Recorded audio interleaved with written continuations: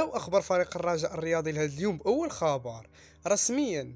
الرجاء يفسخ عقد مديره التقني غوردوبا. فسخ فريق الرجاء الرياضي عقد الفرنسي غوردوبا المدير التقني الحالي للفريق الاخضر. وقرر المكتب المسير للرجاء برئاسة محمد بودريقة في إطار إعادة الهلكية التقنية للفريق التخلي عن خدمات المدير التقني الحالي. وكان غوردوبا يشرف على تدريب المنتخب الوطني النسوي الأقل من 17 سنة قبل أن تقرر الجامعة الملكية المغربية لكرة القدم إقالته من منصبه رغم نجاحه في تأهيل المنتخب النسوي لنهائيات كأس العالم التي أقيمت في الهند. وحسم المكتب المسير للرجاء تعاقد مع المدير التقني فرنسي جديد سيبدأ مهمته رسميا نهاية اليوز المقبل رفق الأطر التقنية التي اختارها الفريق للإشراف على تدريب الفئة السنية للنادي. وكان مدير الرياضي باتريك دويلد قد قرر تقديم استقالته من منصبه شهرين قبل نهاية عقده مع الفريق، علما أنه كانت لديه خلافات كبيرة مع المدير التقني الفرنسي وصلت حد الاشتباك بالأيادي.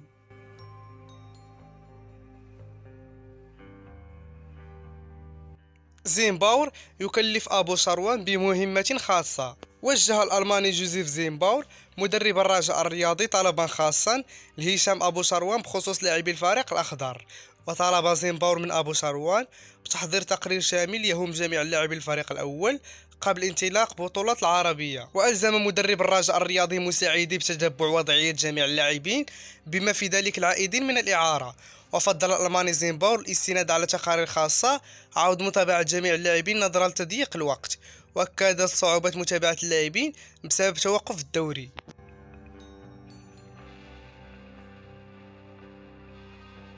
خطوة خاصة من الفريق الوحدة تحضيرا لمواجهة الرجاء في البطولة العربية. تسافر بعثة نادي الوحدة الإماراتي خصم فريق الرجاء الرياضي في البطولة العربية يوم غد السبت إلى صربيا لإقامة معسكر إعدادي من فترة 1 إلى 17 يوليو المقبل استعدادا للمشاركة في بطولة كأس الملك سليمان للأندية 2023 بالمملكة العربية السعودية. ومن المنتظر أن يتم فريق الوحدة الإماراتي فترة إعداد أخرى في مدينة أبهاب السعودية اعتبارا من 19 يوليو والمدة أسبوع قبل المواجهة الأولى في البطولة. ويواجه فريق الرجاء الرياضي نظيري الوحدة الإماراتي في الثالث من شهر غشت المقبل انطلاقا من الساعة 3 عصرا. وكانت قرعة البطولة العربية قد أوقعت فريق الرجاء الرياضي حامل لقب النسخة الماضية في المجموعة الرابعة إلى جانب كل من الكويت الكويتي وشباب بلوزداد الجزائري ونادي الوحدة الإماراتي.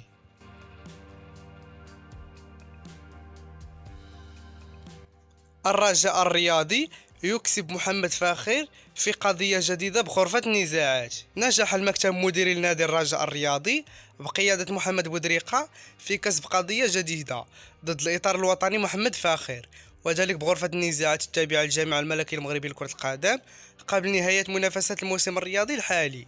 ويأتي هذا بعدما تقدم الإطار الوطني محمد فاخر بشكاية لدى لجنة النزاعات من أجل بعض مستحقاتها التي لا زالت عالقة، الأمر الذي أدى إلى تدخل محامي الفريق الأخضر من أجل تقديم الدفعات والأداة لكسب النزاع ضد هذا الأخير. وتعتبر قضية محمد فاخر هي الثانية التي نجح خلالها المكتب المديري الجديد للفريق الأخضر في كسبها بعد كسب ملف المهاجم يايا سانوغو الذي كان قد لجأ للاتحاد الدولي لكرة القدم عقب فسخ عقده بشكل رسمي في عهد عزيز البدراوي رئيس الرجاء الرياضي سابقا. وكان نادي الرجاء الرياضي قد دخل الميركاتو الصيفي بقوة عبر التعاقد مع المدافع عبد الله خفيفي في صفقة انتقال الحر، وذلك هاشم دومينغو صانع ألعاب سانداوس للجنوب الأفريقي لمدة موسمين رياضيين لكل واحد منهما.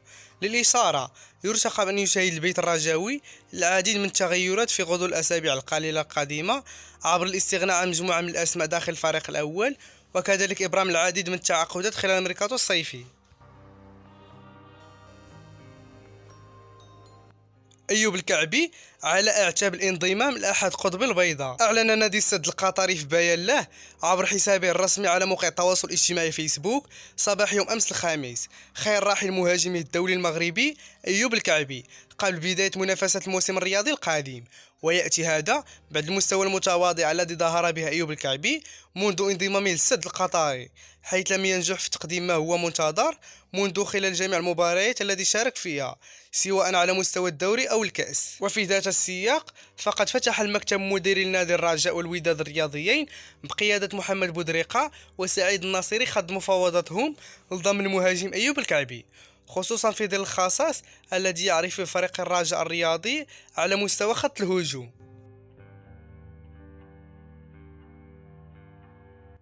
يوسفية برشيد ينتظر المستبعدين من الرجاء والوداد. يسعى فريق يوسفية برشيد لتعزيز صفوفه بلاعبين بإمكانيات محترمة قصد مواصلة صحوته في ظل رحيل بعض الأسماء الذي ساهموا في تحقيق الصعود للقسم الوطني الأول. ودخل بعض الوكلاء المعروفين بمعاملتهم مع الفريق الحريزي على الخط لمحاولة خطف اللاعبين المستبعدين من لائحة الرجاء والوداد للارتباط معهم، سواء تعلق الأمر بالإعارة أو بالشكل النهائي.